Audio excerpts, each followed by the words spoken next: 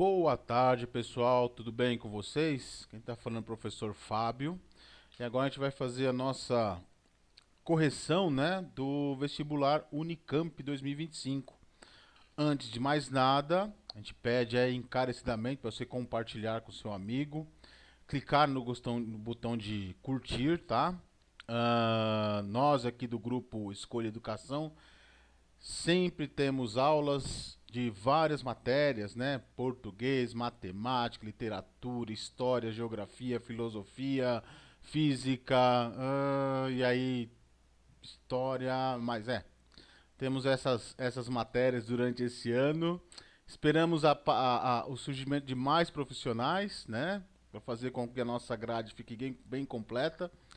E segue aqui, né, a solução do vestibular Unicamp, tá, gente? Eu peguei a prova do segundo dia e ela é uma prova um tanto quanto complexa, né? Ela é um pouco, tende até um pouco a ser cansativa, tá? Na parte de física, porque tem muitos pontinhos que a gente não pode deixar passar, né? Então a gente vai meio que discutindo, né, algumas coisinhas.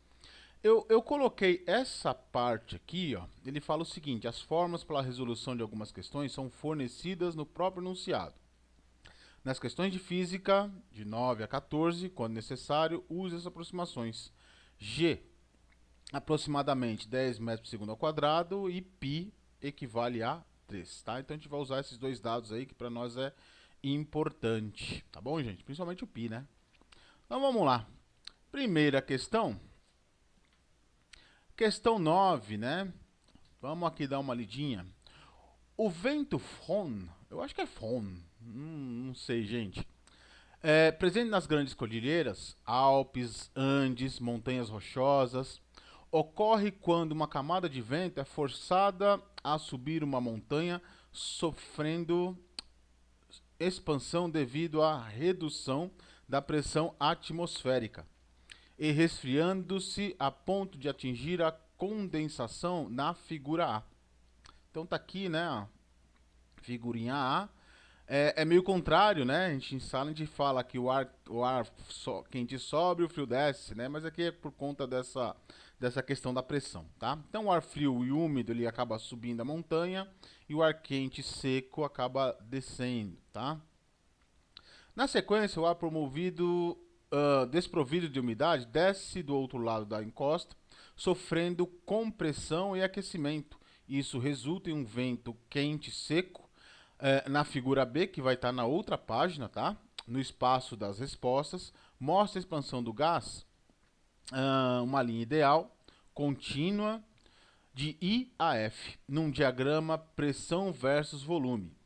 Qual a temperatura θF, tá? Em graus Celsius, do gás no ponto F do diagrama da figura B, dado temperatura K menos o θ Celsius é igual a 273. Então, dando na formulazinha, né? Sobre TC, conversão de temperatura Celsius em temperatura Kelvin. Qual o trabalho realizado pelo gás na expansão, linha contínua entre os pontos I e F do diagrama da figura B? Então, vamos lá. Respondendo a pergunta A, né? Então, aqui está a figura, né? E aqui está os pontos, né? I e o ponto F, né? E aqui é a expansão, né, volumétrica do gás.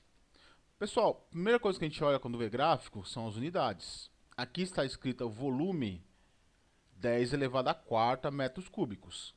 Aqui está a pressão 10 elevado à quarta PA, né? E aí vai ter as unidades aqui. Essa temperatura inicial, ele já deixou em graus Celsius. E aqui cada quadradinho, ele falou que é 0,5 vezes 10 à quarta, né? Que é o tamanho da cada quadrado aqui, por 1 vezes 10 à quarta PA, né? Então, vamos calcular o que ele pede em A. Ele está pedindo a temperatura nesse ponto aqui, ó. Temperatura no ponto F. Só que ele deixou claro, hein? Ele quer saber qual a temperatura em graus Celsius. Se é um diagrama PV, né? eu vou ter que usar expansão de um gás, né? Eu vou ter que usar o quê? Aquele lei dos gases, né? Pressão, vou chamar de pressão I, volume I. Ah, só um pouquinho, gente. Resposta A, né? Sob a temperatura I vai ser igual pressão em F, volume em F, sobre a temperatura F. Ele deu uma relação, né? Ele falou que temperatura Kelvin menos temperatura Celsius é igual a 273. Então vamos colocar aqui do ladinho, né? Temperatura Kelvin menos temperatura Celsius é igual a 273. E ele falou o seguinte: θi, TCI, é igual a 7 graus Celsius, tá? Pessoal, lei dos gases, eu não posso trabalhar com Celsius. Não posso. Só posso trabalhar com a tabela absoluta, que é a escala Kelvin, tá? Então, a primeira coisa, eu vou ter que transformar esse grau Celsius em grau Kelvin. E o resultado vai ser em grau Kelvin. E aí, depois, ele quer saber o resultado TF em graus Celsius. E aí, eu vou aplicar novamente a mesma equação.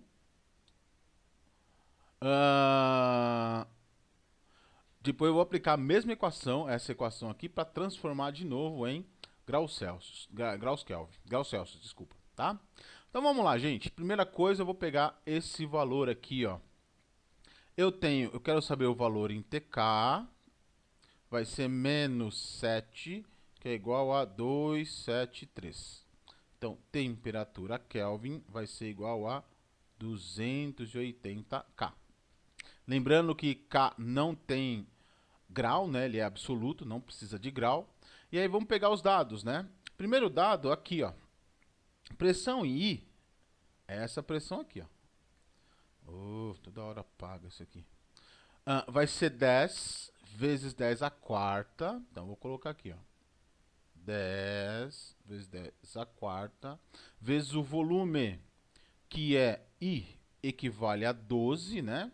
Vezes 10 a quarta.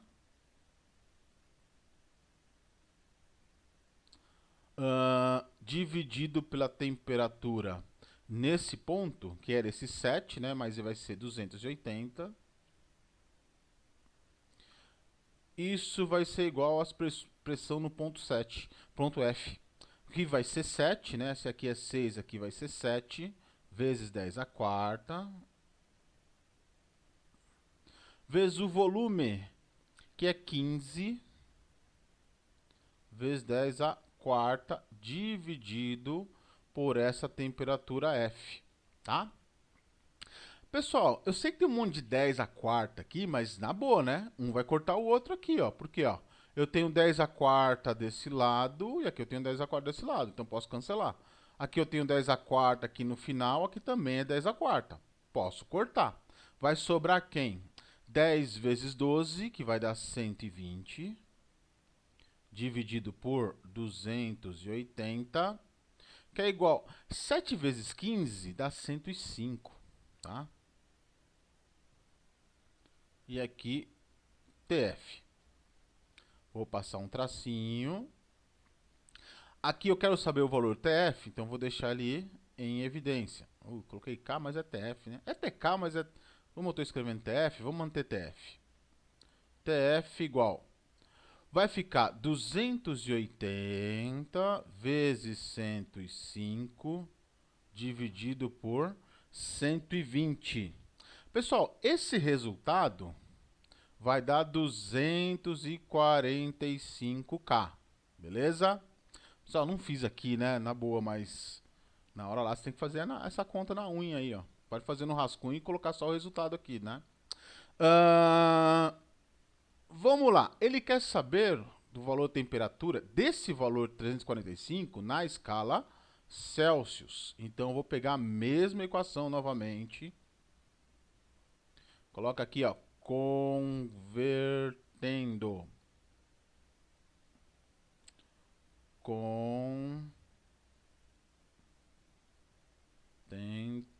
Tendo escalas, eu vou ter TK menos TC é igual a 273. TK, 245, é isso que eu achei. Menos TC igual a 273. Faço um risquinho. TC já vou deixar positivo. Olha o que eu vou fazer aqui, ó. Se eu vou deixar esse cara positivo, é que eu vou passar ele para o lado de cá. Então, 273 vem para o outro lado, vem negativo. Então, e o 245 já é positivo. Então, vai ficar 245 menos 273. Essa diferença aqui, pessoal, é igual a menos 28 graus Celsius. Essa é a solução, tá? Então, a gente pode anotar aqui a temperatura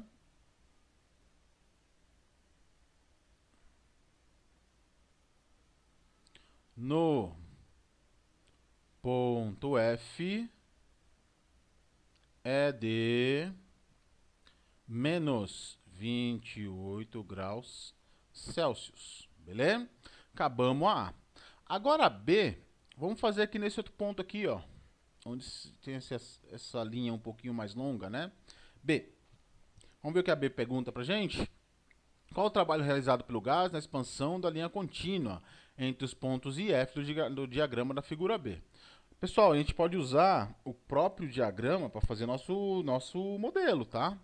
Então vamos lembrar o seguinte: trabalho de um gás, quando eu tenho uma figura geométrica, eu posso dizer que o trabalho de gás é justamente a área da figura, né? E aí como é que eu posso descrever isso corretamente? Trabalho, ele é numericamente igual à área do gráfico, né? E aí, como é que está representado aqui o gráfico, gente, essa figura? Vai ser isso aqui, ó. Vou descer essa linha aqui, ó. O professor, é um triângulo? Não, tem que ir até embaixo, gente, ó. Vem aqui também. Opa, ó. Pessoal, o que a gente tem aqui é um trapézio de lado, né? Então, aqui, ó, é a base maior, vou chamar de Bzão. Aqui eu vou chamar de Bzinho. E aqui eu vou chamar de altura. E aqui dentro eu coloco como sendo o trabalho, tá? E aí, como é que vai ficar o cálculo? Como é a área de um trapézio, trabalho é igual base maior mais base menor vezes altura dividido por 2. Trabalho é base maior, gente, vai ser tudo isso, né? Então, vale 10 vezes 10 a quarta. Abre aqui. 10 vezes 10 a quarta, mais base menor, 7, né? 7 vezes 10 a quarta, vezes a altura, que vai ser 3, né? 3 vezes 10 a quarta, tudo isso dividido por 2. E a gente passa um tracinho. Então, o trabalho é igual. Bom, gente, se aqui eu tenho a mesma base, mantenho, né, e somo o que está dentro. Vai ficar 17 vezes 10 a quarta vezes 3 vezes 10 a quarta dividido por 2.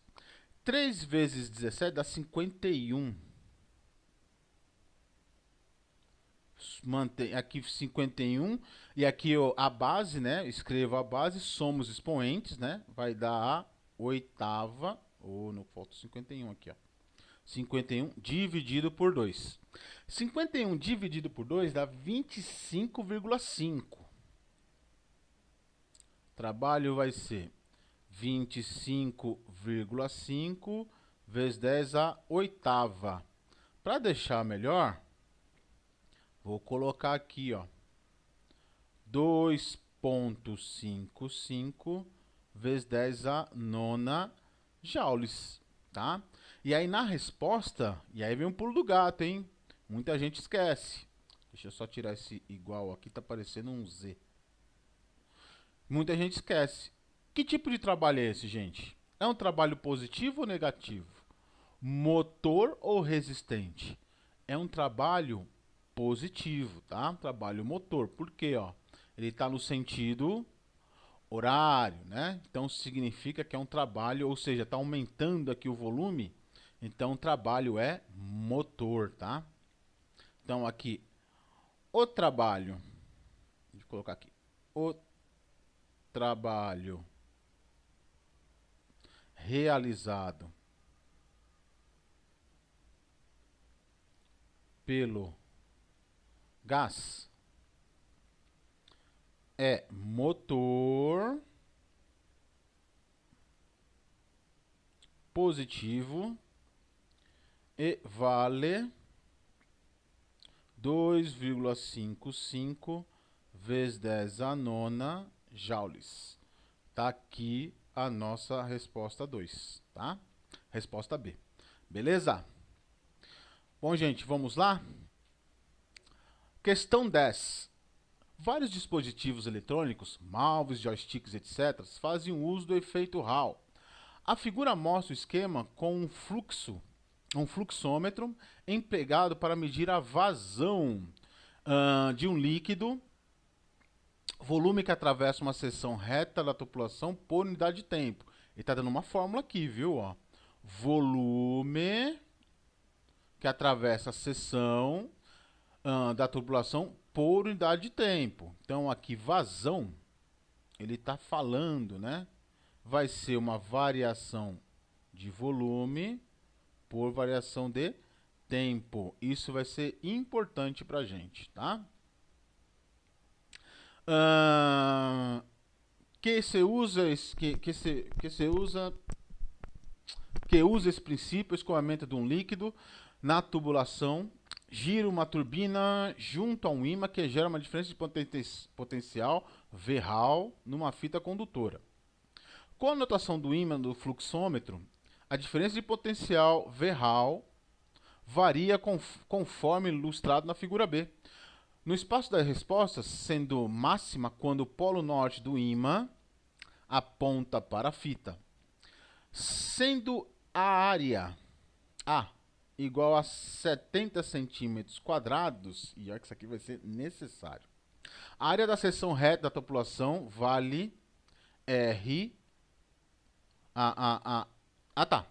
70 metros quadrados, centímetros quadrados é a área, né? E R, 3 centímetros, o raio externo da turbina, tá? Calcule a vazão Z do líquido e assuma que a velocidade do líquido seja constante conforme o módulo e de módulo igual à velocidade da extremidade da turbina.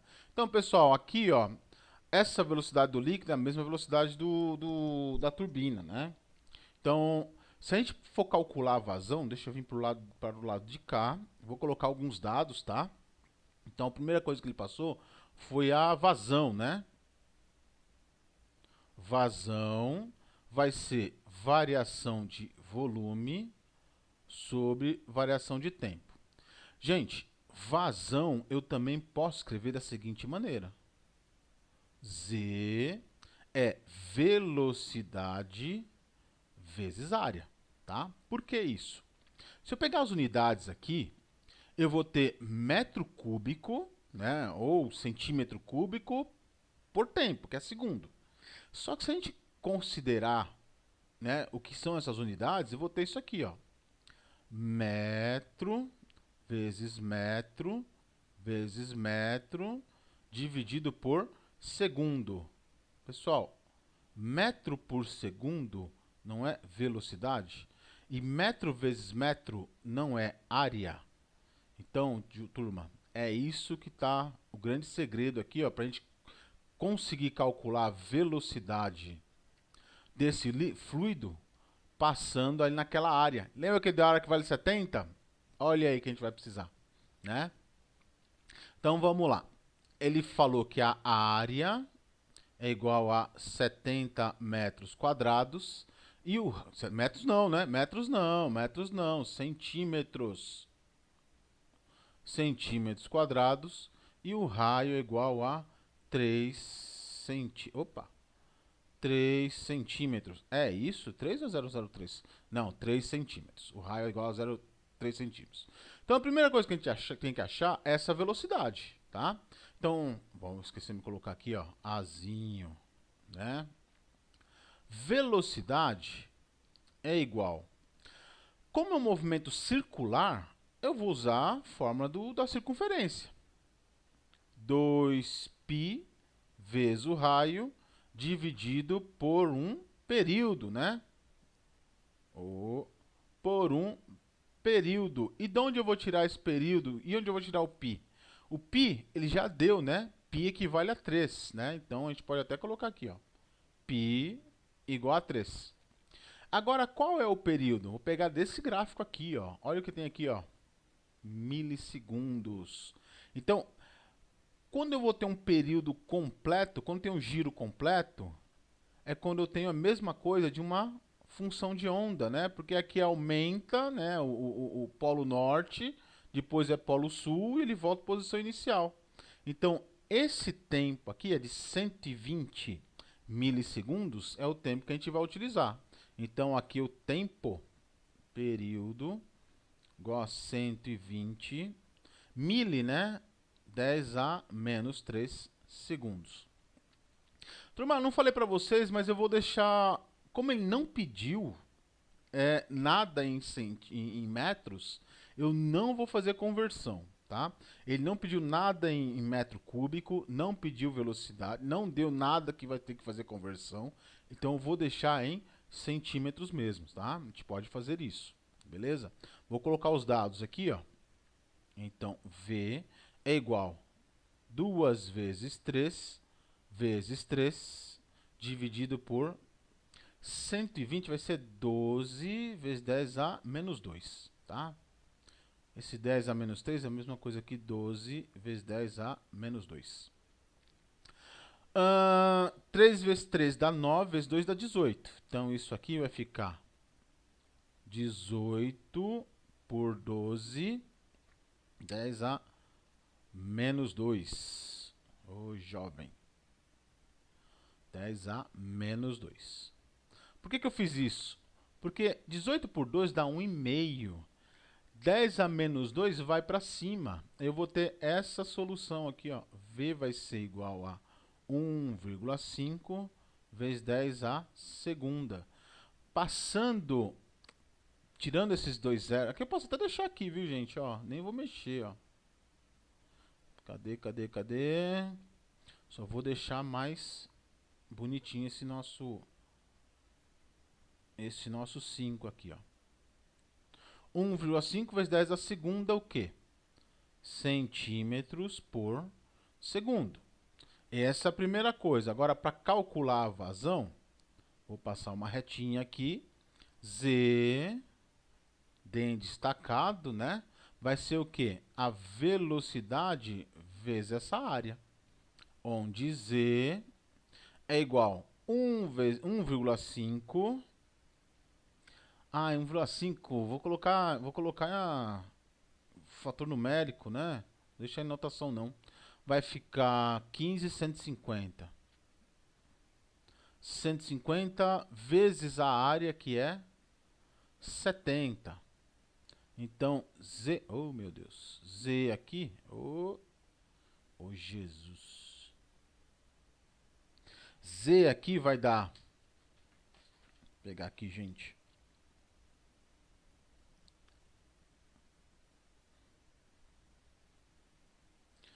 Vai ser igual a 105... 10.500, né? 10.500 centímetros cúbicos por segundo. Essa é o resultado da vazão. Pode deixar em notação? Pode. Se for deixar em notação, vai ficar assim, ó. 1,05 vezes 10 a quarta centímetros cúbicos por segundo, tá? Também pode. E aí eu vou escrever aqui, né, ó. A vazão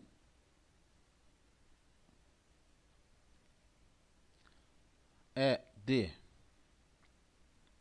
1,05 vezes 10 a quarta centímetros cúbicos por segundo, beleza?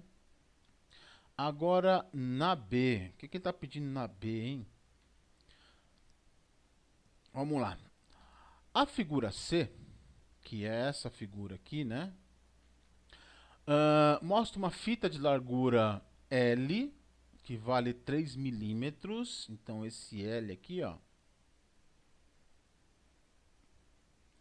3 milímetros. Conduzindo corrente elétrica na presença de um campo magnético B que sai do papel. A força magnética F de B desvia as cargas. Então, tá aqui, ó. F de B desvia, né? E a carga sobe para cá e aqui está o campo, né? Campo para dentro, saindo da página, né? Cargas elétricas, desvia as cargas elétricas que, e aqui está dando valor, né? Menos 1,6 vezes 10 a menos 19, responsáveis pela corrente, acumulando-se acumulando-as na borda da fita. Isso dá origem à diferença de potencial Hall, né? Ao campo magnético, campo E Hall, e uma força elétrica Fe Hall oposta à força B. Quase simultaneamente, instantaneamente, o equilíbrio das forças estabelece e as cargas passam a seguir em linha reta, cessando ao cúmulo nas bordas das fitas, para que a condição de equilíbrio em que o potencial Hall é igual a 1,5 vezes 10 a menos 7 volts, tá? Pessoal, às vezes a gente confunde isso com velocidade e tal, mas ó, a unidade aqui fala que é volts, tá? Quanto vale o mol da força B? Ele quer saber essa força aqui, ó. Mas para saber essa força, ele fala que essa força gera um equilíbrio, né? Com uma outra força que é chamada força FB. FE, né? F-Hall. F, força elétrica, Hall. E é um L só, dois L's, né? Então, pessoal, vou ter que trabalhar com os valores com essa força Hall. Olha, deu campo, deu um monte de informação, mas basicamente a gente vai usar o quê? Potencial, porque ele deu. Força elétrica em relação a quem? Em relação ao campo elétrico, porque ele está dando aqui campo elétrico também. Dando não, né? Mas ele citou aqui o campo elétrico, né? E segundo as informações que a gente tem aqui, por campo elétrico a gente consegue trabalhar, tá? Então vamos lá. Colocando alguns dados, a gente vai ter aqui, ó. Opa, deixa eu pegar aqui isso. O valor da carga igual a menos 1,6 vezes 10 a menos 19 coulombs. G não, coulombs. O que ele deu também? A L, né? Esse L que é 3 milímetros. 3 milímetros. 3 vezes 10 a menos 3 metros. E deu também o potencial. 1,5 vezes 10 a menos 7. V Hall. 1,5 vezes 10 a menos 7 volts. Então, pessoal, vamos lá. Primeira coisa, né? A gente vai fazer um pequeno desenho aqui, ó. Aqui tá a carga. Eu tenho força B. E aqui força Hall. Pela segunda lei de Newton, a gente fala o seguinte: se eu tenho a condição de equilíbrio, então a somatória das forças equivale a zero, ou seja, FB que ele quer saber é igual a essa força Hall. E aí como é que nós vamos achar essa força Hall, gente? Aí que vem a questão, porque eu tenho carga e tenho tensão, né? Tenho um potencial e tenho a distância L. Então vamos lá por partes. Primeira coisa é que campo elétrico ele é dado por força por determinada carga. Já é um ponto, né? E temos também que campo elétrico também vai ser a tensão, que é ai, caramba. Que é também a DDP, né? A diferença de potencial sobre uma distância. Opa! Sobre uma distância. Se o campo elétrico é o mesmo, então eu posso igualar as duas equações. Então aqui, lembrando que esse D, ele vai ser nosso L, né? Então eu vou colocar aqui, ó. Vai ser o L. E aí a gente vai ter a seguinte relação. E igual a E. Então tenho que força sobre carga é igual a tensão sobre essa distância L. E aí vamos lá. Essa força é a força Raul sobre a carga, que é menos 1,6 vezes 10 a menos 19, que é igual a quem? 1,5 vezes 10 a menos 7, dividido por uma distância, que é 3 vezes 10 a menos 3. Sofrível, né? Muito número pequeno, né? Passa para cá multiplicando, eu vou ter isso aqui. Eu vou colocar aqui, gente, que não vai caber. F vai ser menos 1,6 vezes 10 a menos 19 vezes 1,5 vezes 10 a menos 7 dividido por 3 vezes 10 a menos 3. Gente, eu fiz essa conta aqui antes, viu? Em cima, eu vou ter 24. Deixa eu só colocar aqui, ó. 1,6 vezes 1,5 vai dar menos 2,4 vezes 10 a menos 26. Olha isso. Dividido por 3 vezes 10 a menos 3, né? Menos 3. Oh. E aqui, ó, calculando isso, aqui vai dar 0,8, né? Mas vai ficar igual a mais 8, né? Eu vou só melhorar aqui os números. Vezes 10 a menos 24. Eu fiz isso, gente, porque não tem espaço, tá? Então aqui a força que equilibra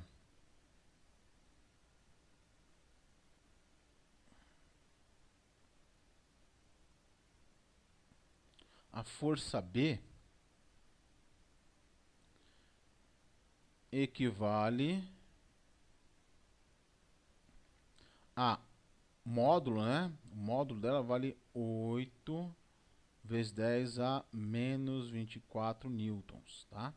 Então esse é o resultado, gente. Basicamente eu saí da linha, mas nem pode sair. É porque eu não consigo escrever aqui em cima, ó. Aqui ainda consigo, aqui embaixo que eu não consigo, tá? Então, por isso que eu acabei fazendo ali tão apertado, que tem uma barra aqui na hora que a gente vai gravar, perto da minha tela ali, ele impede, essa região ele impede de mexer, tá bom? Então, gente, essa é a resposta aqui da questão 10, tá? Então vamos para a questão 11. A questão 11 também não é fácil não, viu? Ela é bem complexa, vamos conversar sobre ela. Ou nossa, ou Ingenuity, nossa, não sei, Ingenuity, enviado ao planeta Marte pela NASA, foi o primeiro helicóptero de pequenas dimensões a operar fora da atmosfera terrestre. Na superfície de Marte, a aceleração gravitacional tem módulo dado por G em Marte, que é igual a 4 metros por segundo ao quadrado. E a pressão atmosfera é muito menor que a superfície da Terra. Isso impõe desafios adicionais ao voo de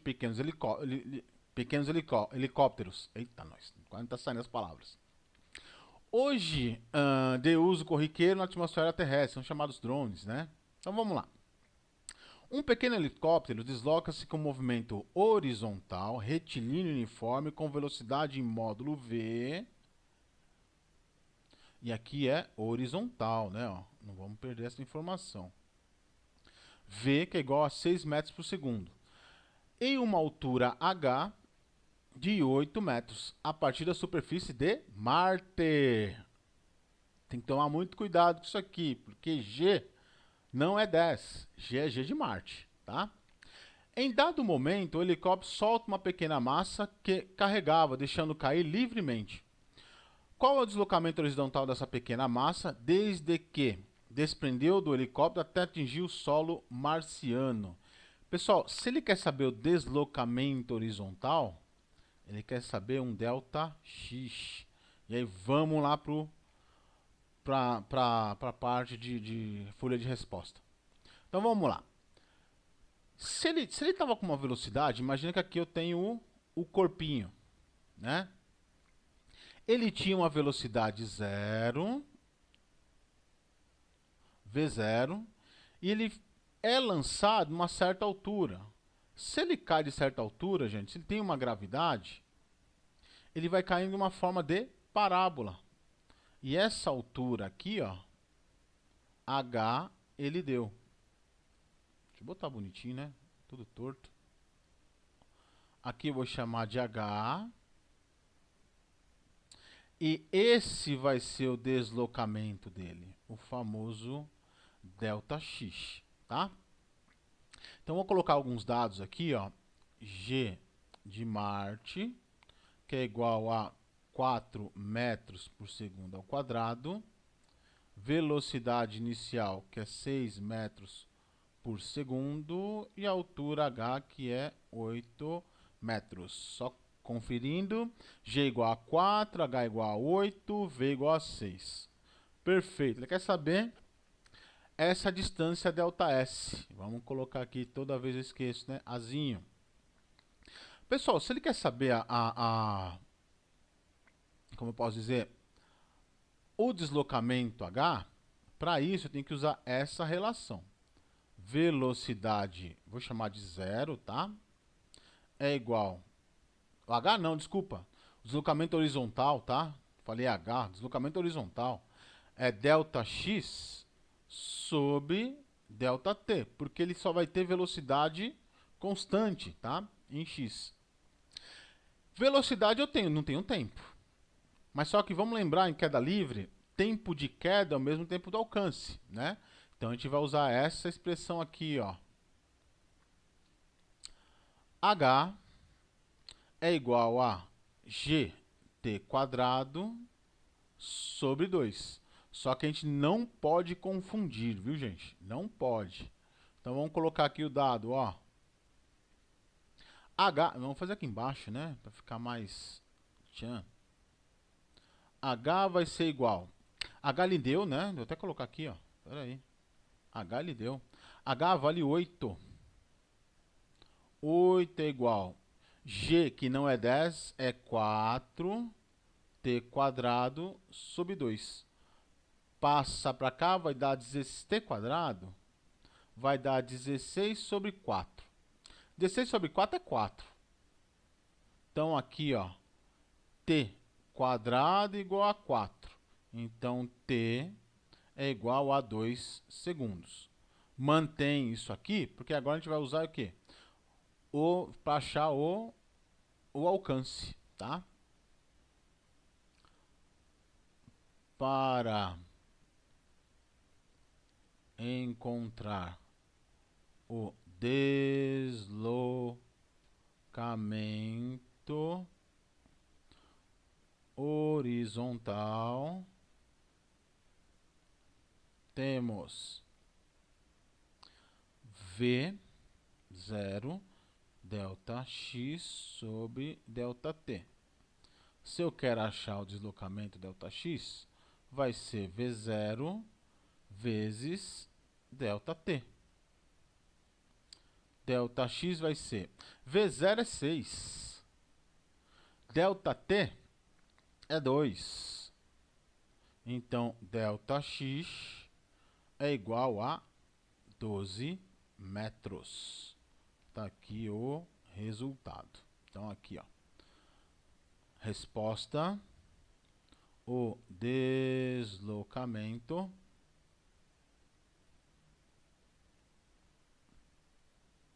é de 12 metros. Vamos lá resolver a B? A B é mais tranqueira, hein? Vamos lá. A B fala o seguinte: a força de sustentação de um helicóptero é proporcional à diferença de pressão entre as partes inferior e superior da hélice. Um pequeno helicóptero, em dada condição de operação, sustenta uma massa total de 800 gramas na Terra, tá? Incluindo seu próprio peso, permanecendo em movimento horizontal, retilíneo uniforme na atmosfera terrestre. Considere que esse helicóptero seja colocado para operar em Marte. Assuma por simplicidade que a diferença de pressão entre as partes inferior e superior da hélice, nessa condição de operação, seja proporcional à própria pressão atmosférica. Ou seja, ΔP em Marte dividido por ΔP na Terra é a pressão em Marte e a pressão na Terra, tá? Não tem delta, simplesmente é pressão em absoluto. Sendo que pressão na Terra é 160 vezes a pressão de Marte. Calcule a massa em Marte que o helicóptero sustentaria em um movimento horizontal retilíneo uniforme na atmosfera de Marte. Pessoal, ele não quer... essa massa que ele quer saber é essa massa proporcional caso se ele tivesse pego um corpo aqui na Terra. Tá? Por exemplo, eu tenho uma força, eu consigo carregar 800 gramas aqui na Terra. Quantos gramas eu vou conseguir com toda essa sustentação, com essa pressão, em Marte? É isso que ele quer saber. Não é a pressão, a massa daqui e a massa lá. Né? Não é somente isso. Né? Eu peguei uma pedra aqui na Terra, que pega 800 gramas, e tem uma pedra lá em Marte, essa mesma pedra eu levei para Marte. Quantos gramas ela pesa? Não, não é isso. Né? Até em aula de física, nós justamente falamos, né? Se eu pegar uma pedra aqui e a pedra lá, na Lua, a pedra fica mais leve na Lua, né? Mais leve não, a pedra tem a mesma massa na Lua, né? Porém, a força-peso é diferente. Então aqui, pessoal, ele quer saber uma massa que é proporcional. E para isso a gente vai usar essa relação de pressão, tá? Então vamos colocar aqui, ó, massa na Terra, 800 gramas. Ele falou que ΔP em Marte, é praticamente peso em Marte. Por isso eu vou ver. ΔP na Terra é pressão na Terra, certo? É Marte em cima, Terra embaixo. E ele falou o seguinte, que P na Terra é igual a 160 peso. Deixa eu colocar aqui, né? Massa em Marte, não sei. Mas aqui, ó. Pressão na Terra é igual a 160 pressão em Marte. Vou trabalhar melhor esse número, né? Deixar arrumadinho. Então aqui que vai ser pressão em Marte é igual a pressão na Terra sobre 160. Então vamos lá, ele fala que esses dois caras são iguais. Só que para a gente calcular isso, pessoal, a gente tem que lembrar de uma coisa, que eu tenho que trabalhar com as massas, não é? Para trabalhar com massa, qual relação que eu vou usar para trabalhar pressão e massa? Eu vou usar o quê? Pascal. Pela equação de Pascal,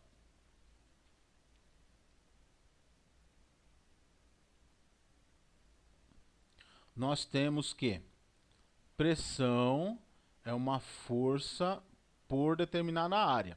Não é fácil lembrar isso, viu, gente? Eu mesmo fiquei pensando um pouquinho, falei, será que é isso mesmo? E aí foi quando eu comecei a calcular, tá? Pressão é força por área. Só que tem que lembrar, que força que é essa que a gente vai usar nesse quesito aqui, ó? Vamos usar força-peso, né? Força-peso é massa vezes gravidade. Então aqui, pressão vai ser a massa vezes a gravidade dividido por área, tá? E isso que nós vamos utilizar, porque aqui ele fala, né, a diferença de pressão é a mesma coisa que a pressão, que é esse 1/6 aqui, né? Então aqui, ó, pressão em Marte sobre pressão na Terra vai ser o quê? Força sobre área em Marte dividido por força sobre área na Terra. Então, vou colocar aqui Marte e aqui Terra, tá? E aí, vamos colocar os dados que a gente tem, né? Vou colocar mais um embaixo aqui, acho que vai caber. Pressão em Marte sobre pressão na Terra vai ser massa em Marte vezes a gravidade. Oh, deixa eu... Senão não vai caber, né? Senão não tem nem o que cortar. Aqui vai ser massa em mar... Oh, Jesus. Massa em mar... Nossa. Em Marte vezes a gravidade em Marte. Não podemos esquecer. Dividido pela área, que divide também massa na Terra, gravidade na Terra, sobre a área. Pessoal, tem uma coisa que dá pra gente cortar aqui, né? Ó, essas áreas, né? Ó. Área eu corto, aqui eu corto. Gravidade eu posso? Tenho gravidade de mar e gravidade na Terra. Não posso, né? Mas vamos colocar aqui, ó. Vou colocar um tracinho aqui. Então vai ficar P pressão em Marte sobre pressão na Terra é igual massa em Marte vezes a gravidade em Marte dividido por massa na Terra vezes a gravidade da Terra. Nossa, professora, agora não sei onde fazer. Gente, olha o que a gente tem aqui, ó. Se eu pegar esse M, né, esse T, passar para cá, não vai ficar pressão em Marte sobre pressão na Terra? Não vai ficar assim, ó. Pressão em Marte sobre pressão na Terra não é 1 sobre 160? Sim. Vamos colocar aqui, ó. Isso vai ser 1 sobre 160 é igual massa de Marte, que eu quero saber, massa em Marte. Gravidade em Marte, 4. A massa na Terra, vou deixar em gramas. Não, porque ele não pediu nada em quilo, então vou deixar em gramas mesmo, até porque aqui é 160, aqui é 800, então é um número que dá para trabalhar. Gravidade na Terra, 10. Agora eu vou deixar isolada essa massa em Marte. Marte vai ser 800 vezes 10, 8.000, dividido por 160 vezes 4. Dá 640, né? Deixa eu ver se eu fiz aqui. Deu 640. Massa em Marte vai ser 8.000 dividido por 640. Pessoal, essa conta não vou fazer. Na verdade, eu já fiz. Massa em Marte vai ser 12,5 gramas. Então, aqui a massa do corpo, a massa, resposta, né? Deixa eu ver como é que tá a pergunta, só para a gente adotar aqui. A massa que o helicóptero sustentaria. A massa que o helicóptero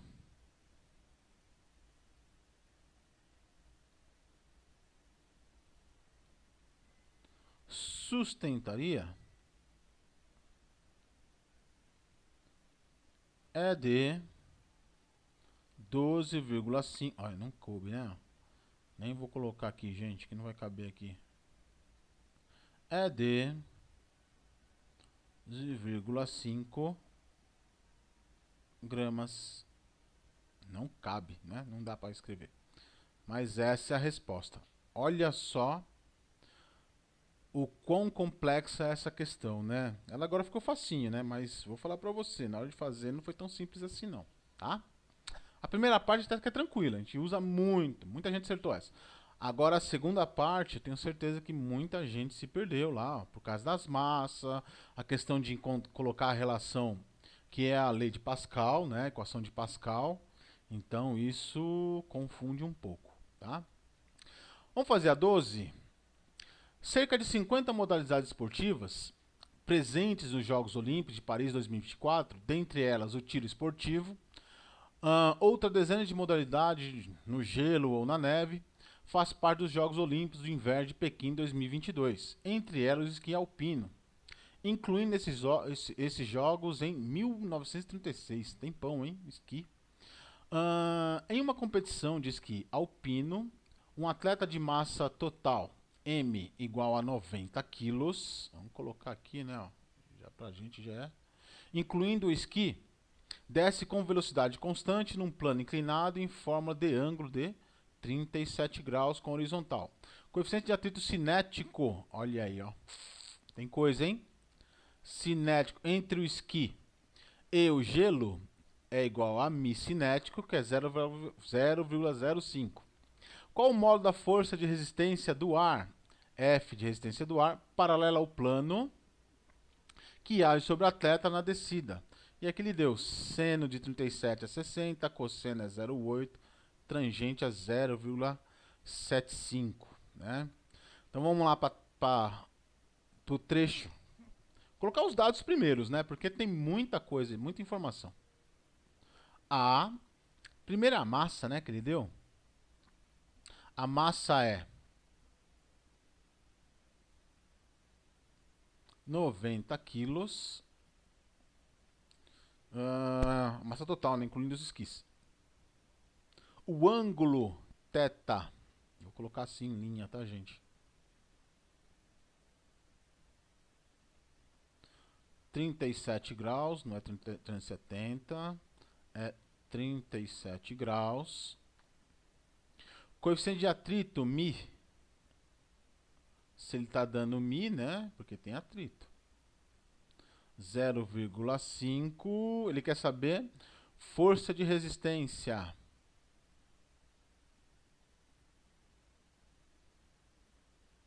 Quer saber o módulo dela, né? Um valor numérico apenas, né? E aí o seno de 37, cosseno. Eu vou escrever só seno e cosseno, hein, gente? Seno 37 graus. É 0,6, é isso? 0,6.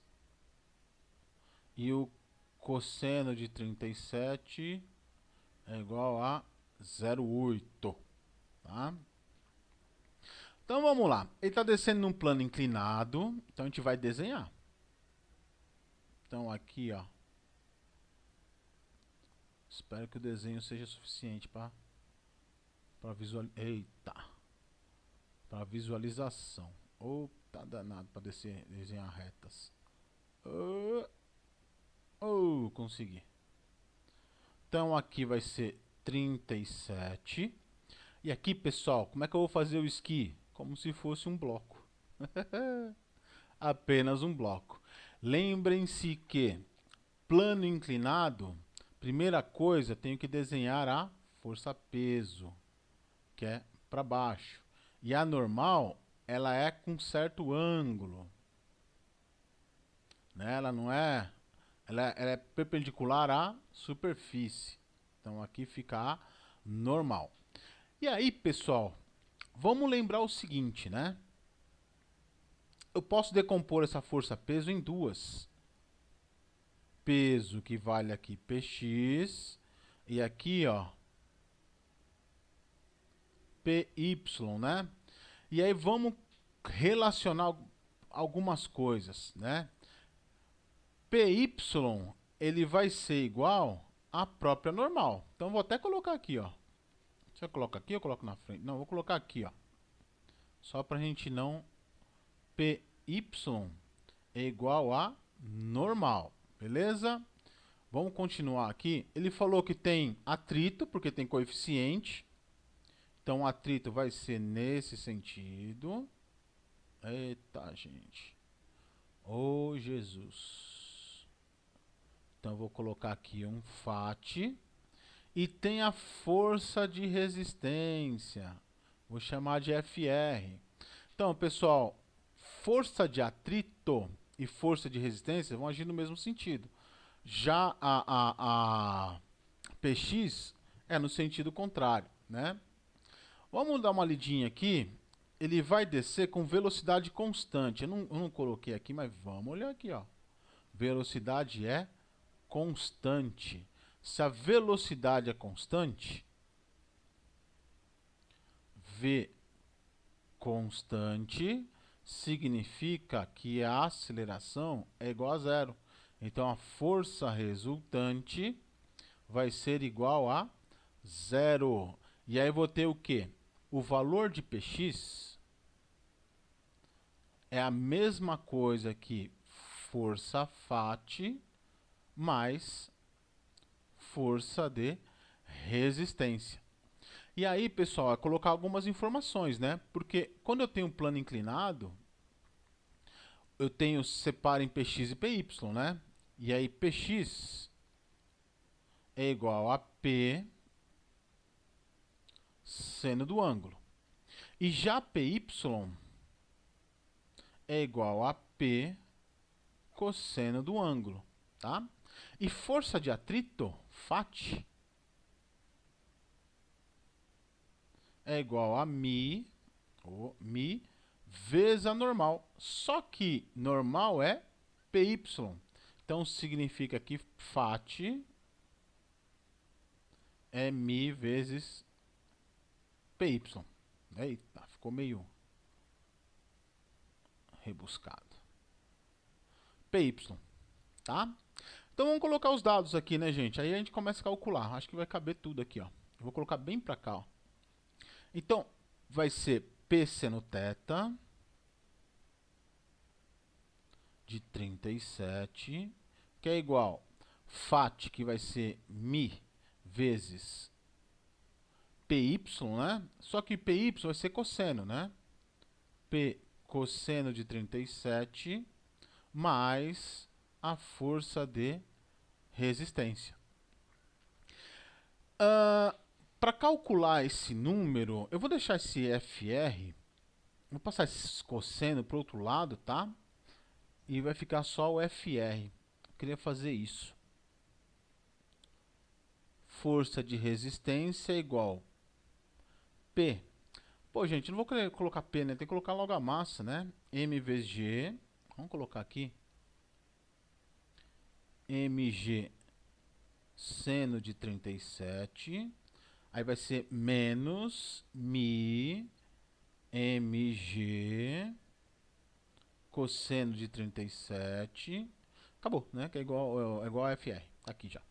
E aí vamos calcular esse FR aqui, ó. Agora a gente coloca número, né?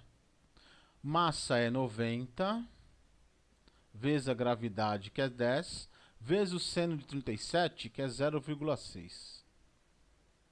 Menos 0,05 vezes 90 vezes 10 vezes 0,8. Ô, professor, não pode cancelar essas massas, não? Não, não dá, jovem. Não tem como, tá? Aqui vai ser 90 vezes 6. 6 vezes 9, 54. Dá 540, né? 540. Então, aqui, FR é igual a 540 menos 0,5 vezes 90 vezes 8, né? Que é 10 vezes 0,8. Isso vai dar um número pequeno. Isso dá 36. Então, aqui, ó, força de resistência vai ser 540 menos 36, 504, né? 504 newtons. 504 newtons. E aí a gente coloca, né? Força de resistência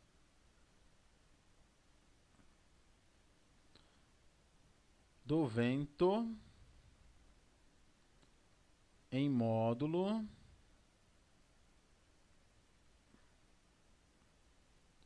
vale 540 newtons. Com M, né? Mas aqui é newtons. 504 newtons, beleza? Agora vamos resolver essa B aqui, ó. O AB, vamos lá. A B é danada, hein? Em uma competição de tiro esportivo, um atirador usa protetores auriculares que atenuam a intensidade sonora em 40 decibéis. Marca aqui, ó. Um disparo ocorre tomando como referência os ouvidos do atirador, a uma distância dada por R igual a 0,6 metros. Considere que a intensidade da sonora IR para um espectador situado a uma distância R ao ponto de disparo é dado por I de uma constante sobre R quadrado. E que a distância do disparo deve estar o espectador. A que distância do disparo deve estar o espectador para que ele ouça o tiro com intensidade sonora equivalente àquela ouvida pelo atirador usando suas próteses auriculares. Protetores, né?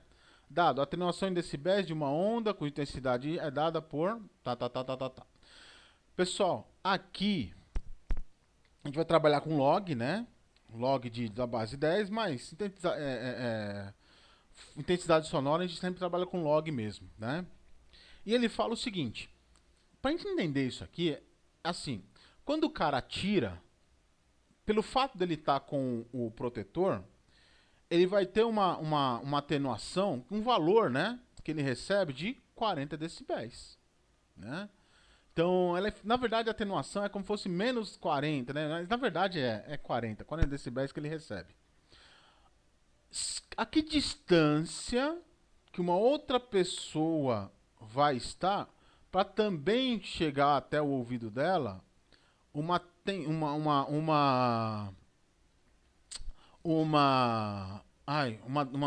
intensidade de 40 decibéis. É isso que ele quer saber. E aí ele deu esse cálculo aqui, né? E a gente vai utilizar ele aqui, ó. Vamos colocar aqui, ó. B igual a 40 decibéis. R0 igual a 6 metros. E aí vem a conta, né? O Bel é 10. Só que aí eu não vou colocar dB, né, gente? 10 log de 10. Oh, esse log ficou loss, né? Log de 10. E aí aqui fica I de R0 sobre I de um R, né? Fecha aqui o parênteses. Opa. Foi muito. Voltou. Aqui. Sendo que IR é a constante sobre R quadrado, né? E aqui falta colocar isso aqui, ó. I de R é uma constante, né? CTE, não é constante sobre R quadrado, beleza?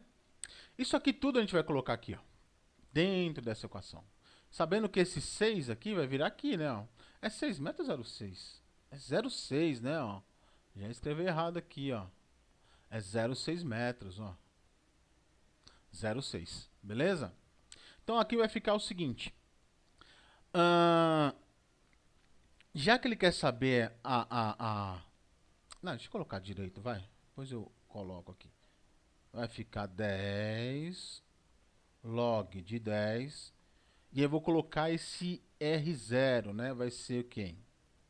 Constante sobre 0,6 ao quadrado dividido pela constante sobre R. E é esse R que ele quer saber. Aqui, gente, eu posso cancelar esses dois, né?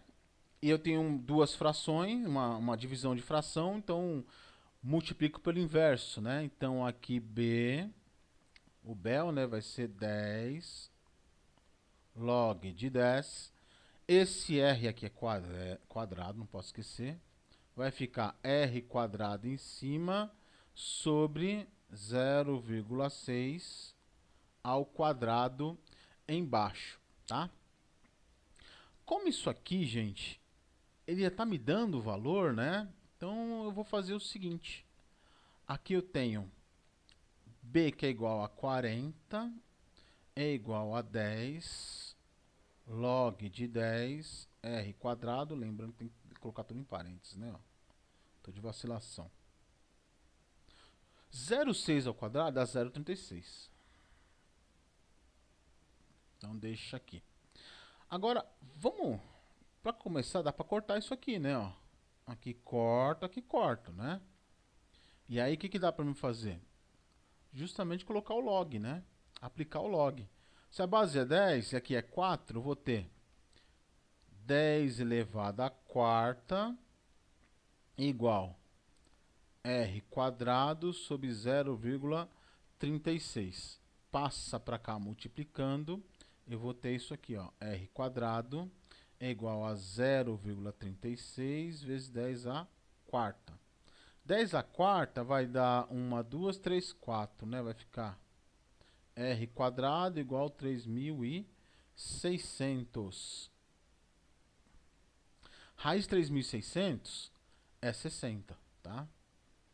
Então aqui, ó, o R é igual a raiz 3.600. Então R é igual a 60 metros. Então no texto, né, a distância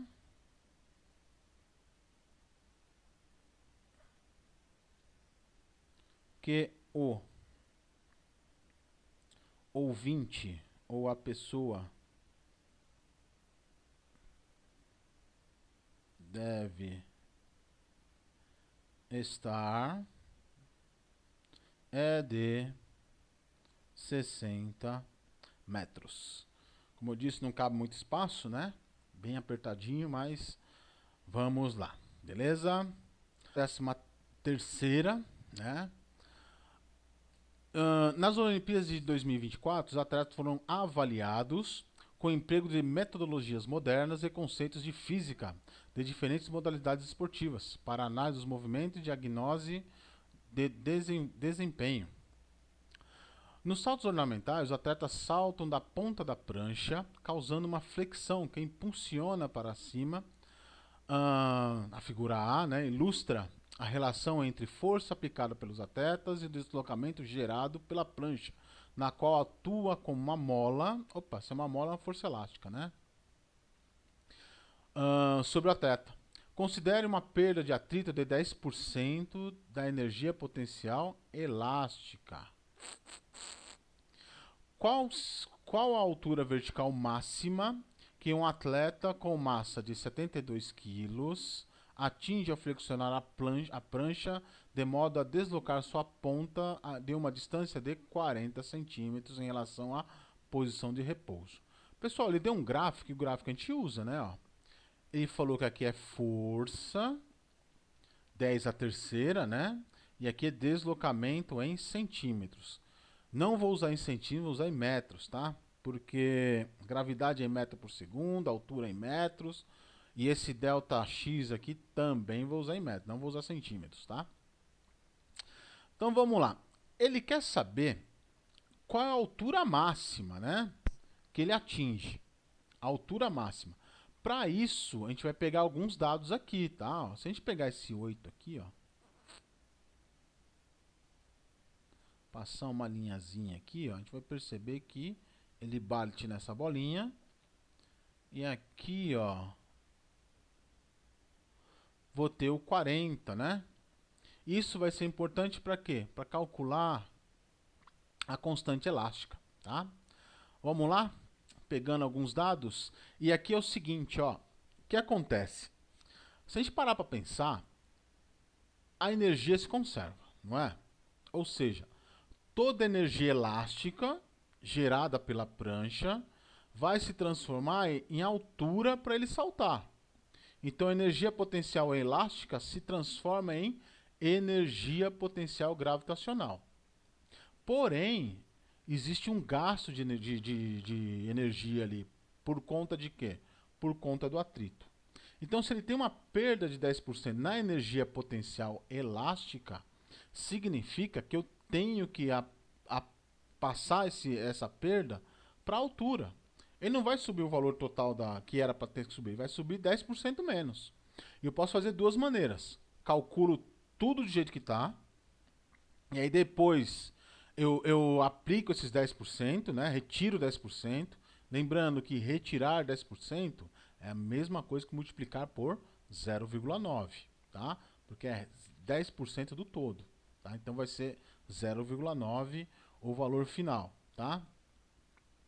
Lá na altura, né? Eu vou lá e multiplico por 0,9 na altura, ou já coloco no início, né? Coloco no início e aí coloco lá energia potencial elástica vezes 0,9 é igual a mgh, né? Massa, gravidade e altura, beleza? Eu vou optar em fazer depois, tá? Eu vou optar em fazer depois, beleza? Então vamos lá colocar os dados, né? Então aqui, a massa, 72 quilos, teve uma perda 10% por atrito. E pelo gráfico,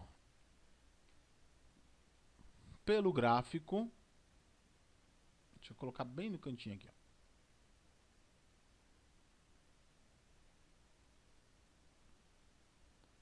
Temos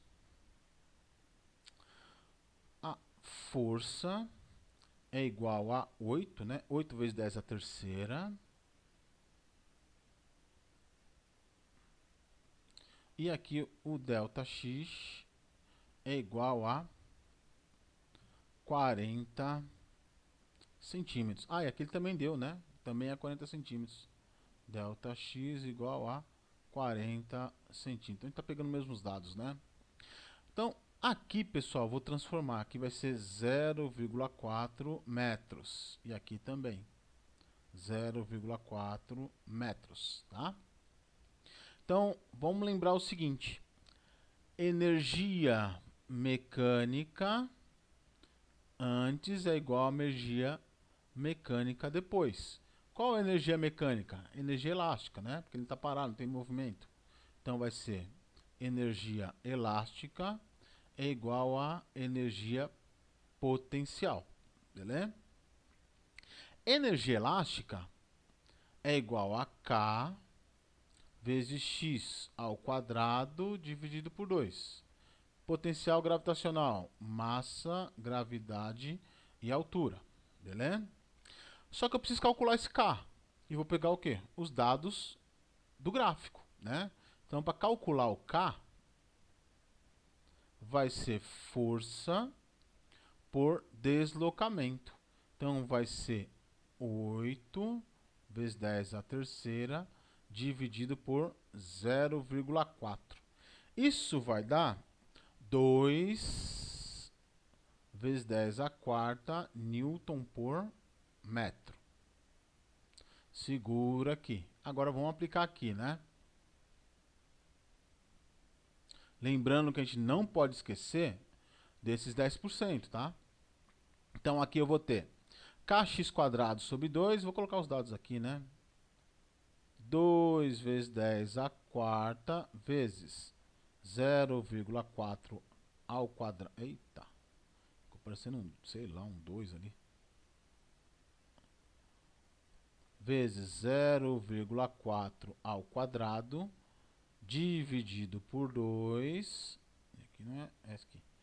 É igual a 72 vezes 10 vezes H. Se ele quer saber o valor de H, vou deixar ele isolado. Isso vai ser 2 vezes 10 a quarta vezes 0,4 ao quadrado dá 0,16, não é? 0,16. Deixa eu fazer aqui, né? Peraí.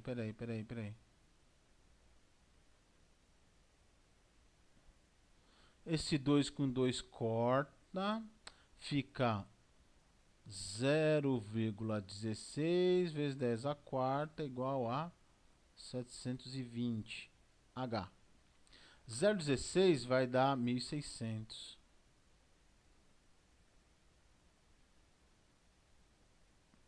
Ô, jovem, 720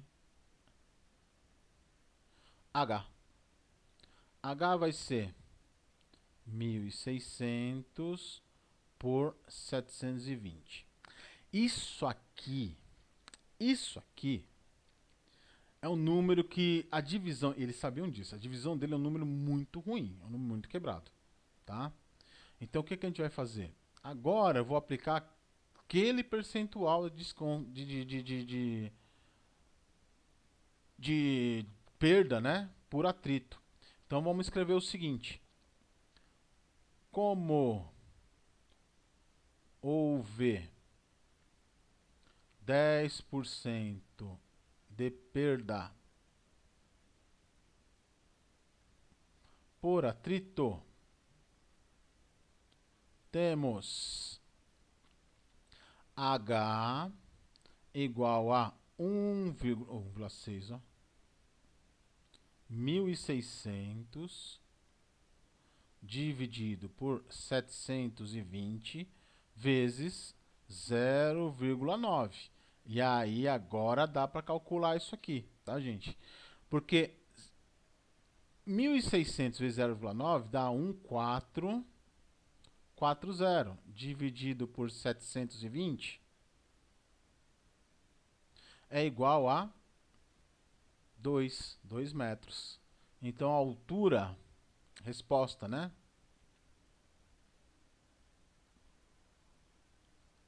Descontando o atrito é de 2 metros. Essa foi a A. Toda hora eu esqueço, né? Não pode esquecer. Agora é a B. A B, pelo que a gente já está vendo aqui, já é refração, não é? Ó. Câmeras de diferentes posições facilitam a análise dos movimentos e trajetórias das diferentes modalidades esportivas. Algumas câmeras usam polarizadores para facilitar a visualização do objeto em movimento, com a redução de reflexões vindas das vizinhanças.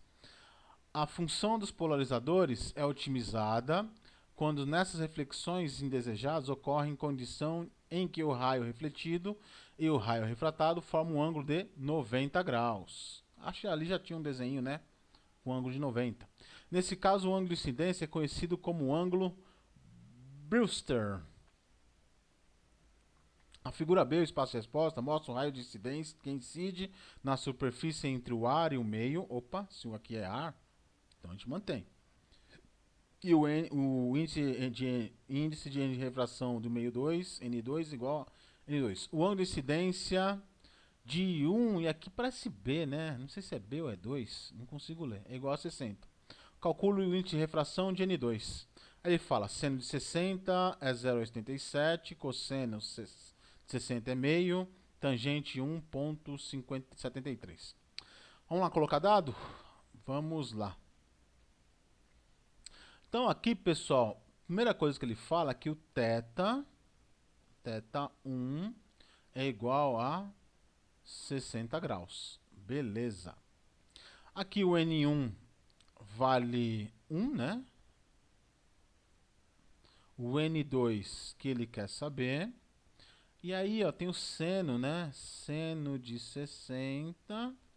Quanto que ele colocou aqui? 0,87, né? Vou colocar o seno aqui que é 0,87. Turma, antes de mais nada, a gente vai ter que usar a lei de Snell, né?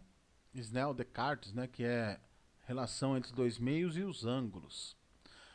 Porém, pessoal, a gente sabe que esse ângulo aqui, ó, e esse é conhecido até, né? Se aqui é 60, aqui é reflexão, que também vai ser 60, né? O que a gente não sabe é esse θ2 aqui, né? Ó, θ2 a gente não sabe. Porém, dá pra gente calcular, porque aqui, ó, onde tem aqui, ó, esse ângulo aqui é 90. Então, a gente sabe que θ1 igual a θ linha 1, que é igual a 60 graus. Se aqui, ó, para achar o θ2, vamos lembrar que eu tenho a reta normal, né? Tudo isso vale 180, né? Então a gente vai adotar esse dado aí, ó. Θ linha 1 mais 90 mais θ2 é igual a 180, lá da matemática, né? Aqui é 90 graus. θ1 é 60, então aqui vai ser 60 mais 90 mais θ2 igual a 180. Isso dá 150, passa para o outro lado, vou ter isso aqui, ó. θ2 vai ser 180 menos 150. θ2 igual a 30 graus. E aí dá pra gente trabalhar. Engraçado que ele não deu seno de 30, né? Mas aí a gente vai ter que lembrar, né, gente? Então aqui, ó, N1 seno de... Cadê? θ1, né? É igual a N2 seno θ2. N1 é 1, né? Que é o ar. Seno... Aqui vai ser de 60, né? Devia ter colocado 60 antes, né? E aqui N2 vezes o seno de 30. Bom, gente, seno de 30 a gente lembra que é meio, né? Seno de 60 é 0,87. Então vai ficar 1 vezes 0,87. Ô, jovem.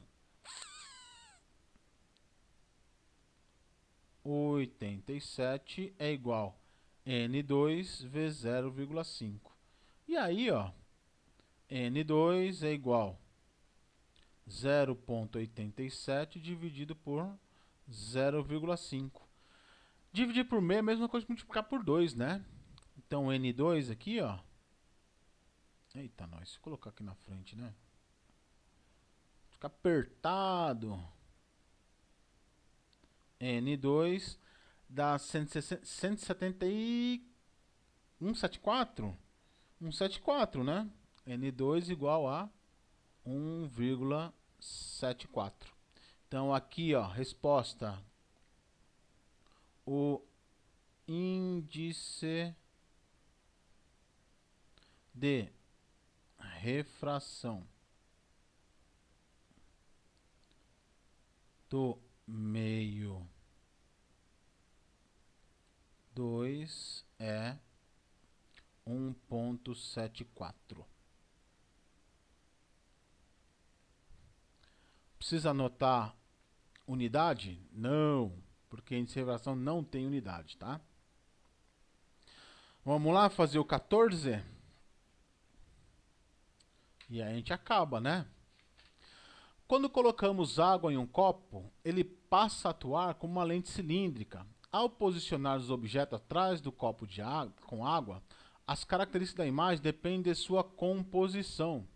A exemplo do que acontece com uma lente delgada, como observado na figura A. A imagem produzida é real, invertida e maior que o objeto. Já está dando até as características, né? Ó. Olha aqui o que acontece aqui. Ó. Quando está só o ar, as duas setas estão para o mesmo lado. Né? Como se fosse uma lentezinha e tivesse escrito lá atrás do copo. Né? Quando coloca água, uma das setas vira para o contrário e ela fica maior. Ó. Se ela fica contrária, então significa que eu tenho aqui uma imagem real, tá? E ele mesmo já falou, né? Ela é real invertida. Vamos lá em A. As posições do centro de curvatura e do foco de uma lente delgada estão representadas no eixo óptico ilustrado na figura B, no espaço de respostas. Para que a imagem produzida pela lente seja real, invertida e maior que o objeto, faça o que se pede. Primeiro, represente uma lente delgada no ponto O, explicitando se ela é divergente ou convergente.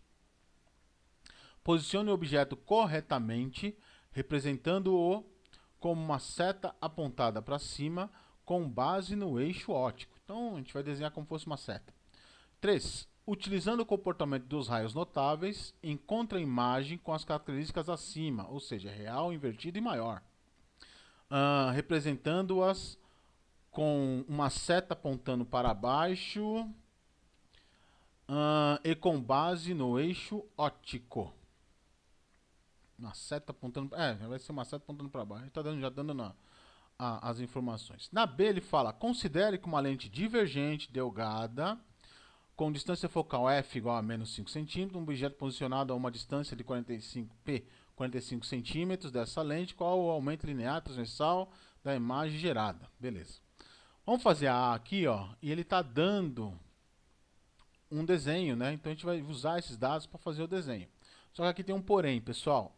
Eu estava dando uma olhada aqui nessa imagem e ela mostra o seguinte. Está vendo que eu tenho a parte linha e linha? Tá do lado esquerdo da escrita, né? E a parte F, ó, tá do lado direito, né? Geralmente quando a gente escreve linha, são as partes virtuais, são atrás da lente, né? E aqui são as partes reais. Então, o que eu vou fazer é fazer o desenho desse lado, tá? Então, vamos lá. Primeira coisa, né? Na pergunta a lente é convergente. Convergente.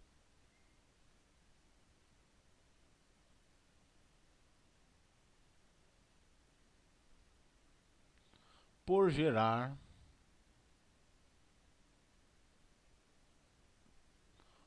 uma imagem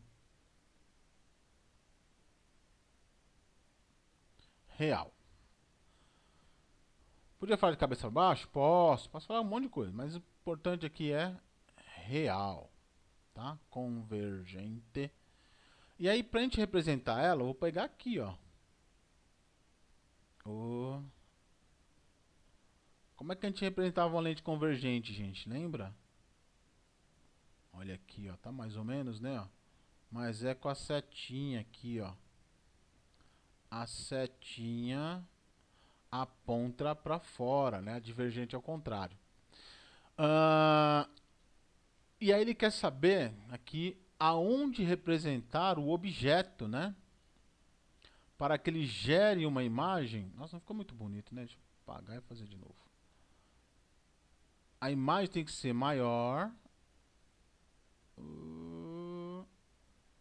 Tá vendo, gente? Leva a régua no dia dessa prova, tá? Eu não consigo fazer retinho porque eu não estou com régua. Não consigo colocar régua aqui nesse modelinho que eu tenho.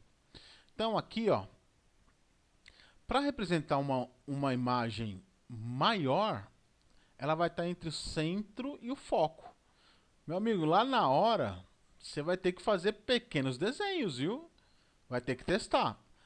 Entre o foco e o verso não vai dar, vai ser uma imagem divergente, mas aqui sim. Aqui vai ser uma imagem menor, né? Quando chega aqui ele tem o mesmo tamanho. Quando vem para cá ele fica maior, invertido, depois é borrão, depois ele aparece menor, maior, né? E de cabeça para cima. Então vou desenhar aqui, ó.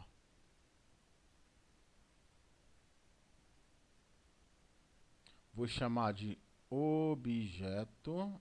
Opa. Objeto não. Objeto.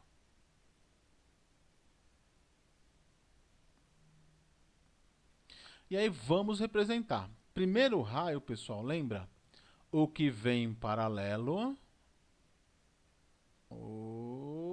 Passa pela lente e atravessa no foco. Meu Deus do céu.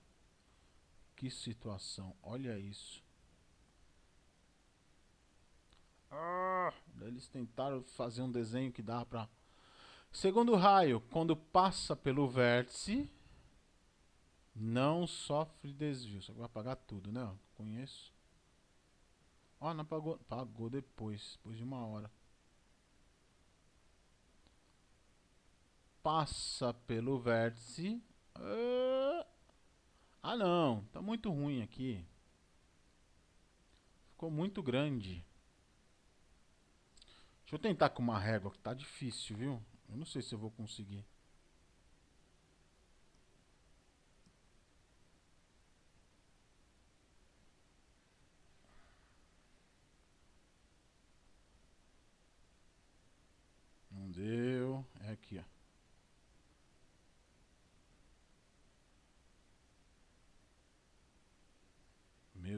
do céu. Gente, mesmo com régua, não tá dando. Ai, tá vendo como é fogo? Eu vou fazer um pouquinho mais à frente, hein? Vamos lá. Vou deixar um pouquinho mais à frente. Não, um pouquinho mais para trás, que ela vai ficar um pouquinho menor. Ou então podia fazer ela bem menor, né? Em vez de fazer com essa distância toda, né? Mas vamos lá. Então vou colocar aqui, ó. Que vem em paralelo. Passa pelo foco. Ah, gente, esse negócio do pontinho enche o saco. Tentei aqui. O que vem pelo vértice não sofre desvio. Vamos lá. Aí vai chegar, vai chegar, vai chegar, vai chegar, vai chegar. Nossa, não chegou ainda.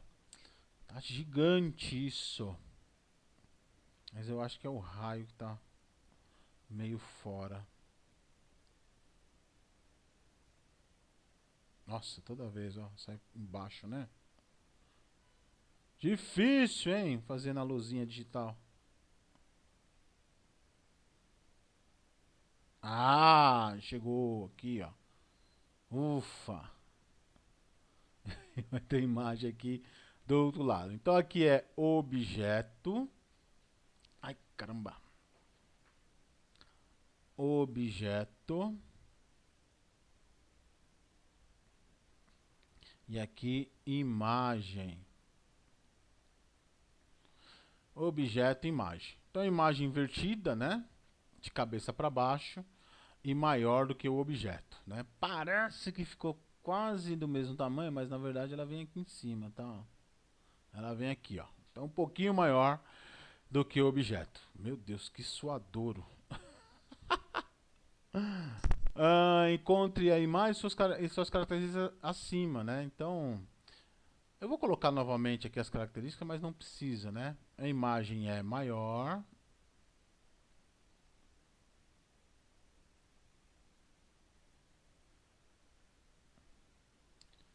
Maior.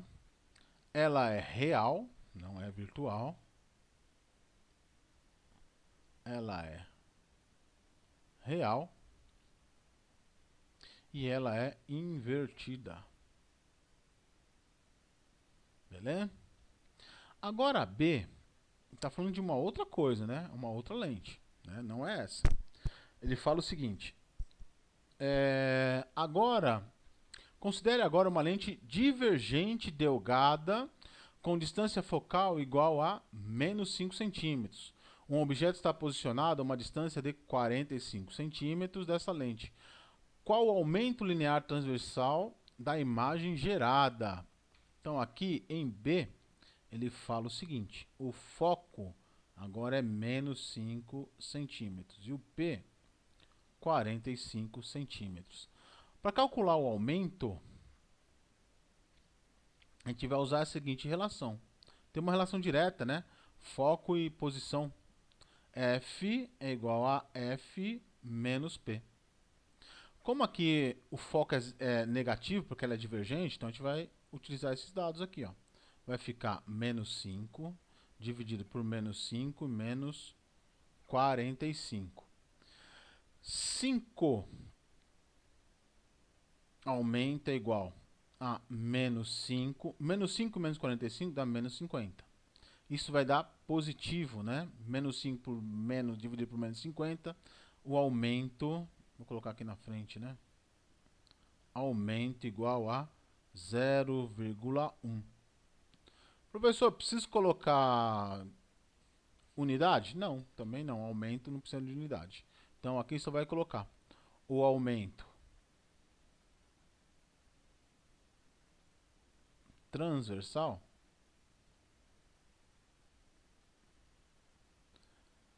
é de 0,1 vezes. Pronto. Então aumento e tá aqui esse desenho horrível. Levem régua, viu, gente? Não dá para fazer esse tipo de prova sem levar régua, imagina. Ia perder um monte de pontos só para fazer esses traços aí, tudo torto aí. Beleza?